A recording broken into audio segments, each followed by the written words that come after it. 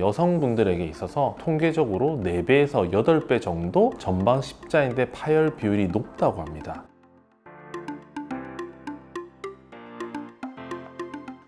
안녕하십니까. 마디세상병원 조율이라고 합니다. 저는 무릎과 스포츠의학을 주로 담당하고 있습니다. 오늘 여러분과 말씀을 나눠볼 주제는 여성분에게 전방 십자인대 파열 비율이 높은 이유에 대해서 말씀드리고 싶습니다. 요즘 골대녀라든지 여성 축구, 농구, 심지어 배구도 취미생활로 많이 하는 분들이 많으십니다. 다쳐서 오는 경우도 많고요.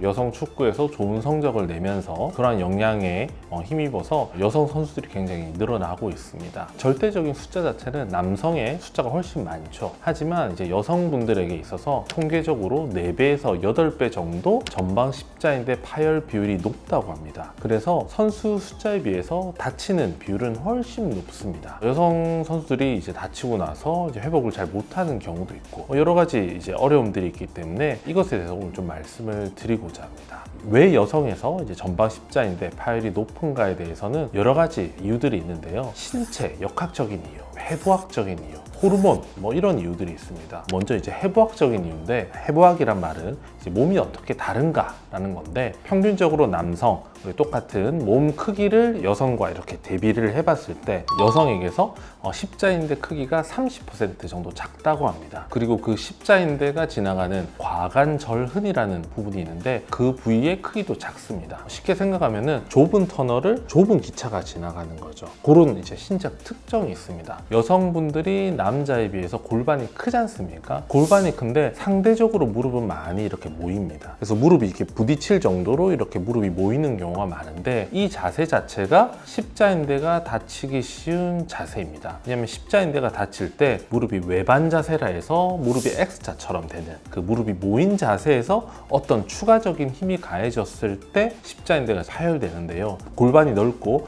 무릎이 모아지는 해부학적 특징이 여성분들에게 있기 때문에 십자인대가 더 잘 파열될 수 있다, 설명을 할 수 있습니다. 그리고 두 번째는 신체 역학적인 특성이 있어요. 몸의 모양 외에도 신체 활동에 좀 특징들이 있는데, 첫 번째는 딱 생각나는 게 여성분들이 유연성이 높습니다. 전신 이완이란 것들이 몸에는 있는데요. 좀 많이 유연성이 있는 몸들이 있습니다. 우리가 이런 테스트라든지 새끼손가락을 제낀다든지 팔꿈치나 무릎을 과신전되는 그런 전신 이완의 특징이 남자보다는 여성에서 더 많이 발견됩니다. 그렇기 때문에 십자인대가 쉽게 더 파열되는 것이고요. 또 다른 신체 역학적인 특징이, 운동을 하면 우리가 점프를 하고 착지를 하는데 그 단계에서 무릎을 좀 더 펴서 하는 경향이 있다고 돼 있어요. 그러니까 우리가 착지를 할 때 골반이나 발목을 최대한 구부리면서 무릎으로 가는 어떤 부하를 줄여줘야 되는데 그것들을 안 하고 무릎 좀 편 채로 되는 거죠. 그런데 해부학적으로 골반은 넓고 무릎은 모아지니까 거기서 무릎이 X자로 있으면서 다리를 더 편 상태로 착지를 하기 때문에 십자인대가 쉽게 파열되는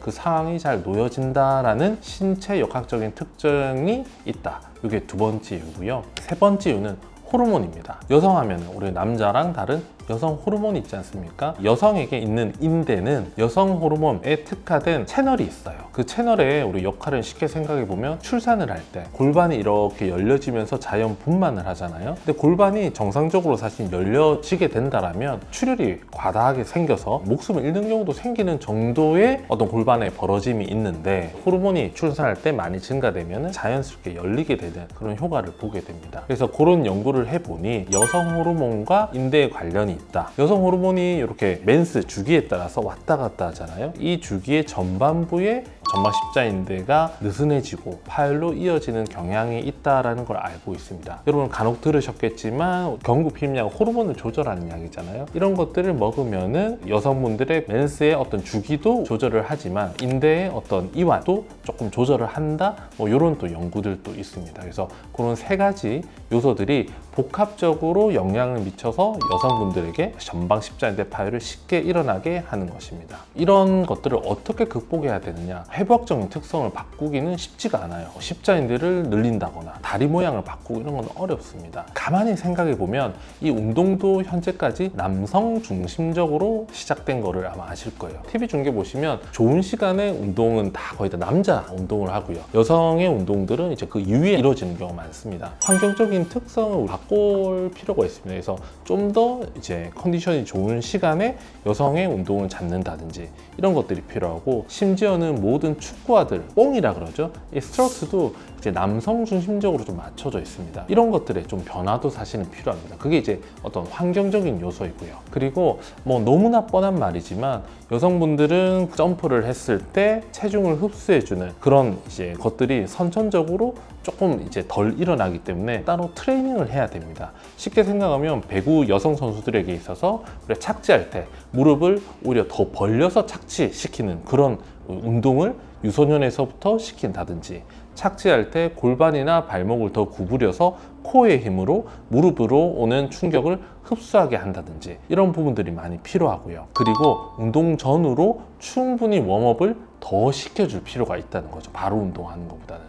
그런 것들이 이제 여성분들에게 있어서 생기는 전방 십자인대 파열의 비율을 좀 줄일 수 있을 것이라 저희가 생각을 하고 있습니다. 또 중요한 것은 결국 여성분들이 유연성과 관련해서 회전 불안정성이 잘 생깁니다. 그래서 여성분들은 오히려 더 전외측 재건술과 같은 회전 불안정성을 잡아줄 수 있는 수술을 병행함으로써 전방 십자인대 수술 결과를 더 좋게 하는 그런 노력도 필요할 것으로 생각하고 있습니다. 오늘은 여성분들에게 있어서 전방 십자인대 파열이 높은 이유, 어떻게 이것들을 조금 바꿔갈 수 있는가에 대해서 제가 짧게나마 설명을 드렸습니다. 여성분들 중에 이러한 고민이나 의문이 있는 분들이 이걸 들으시고 좀 참고하셨으면 좋겠고, 치료에 있어서는 남성과 좀 다른 특징들을 이해해서 치료를 한다면 더 좋은 결과를 가져올 수 있을 것 같습니다. 시청해 주셔서 감사드립니다.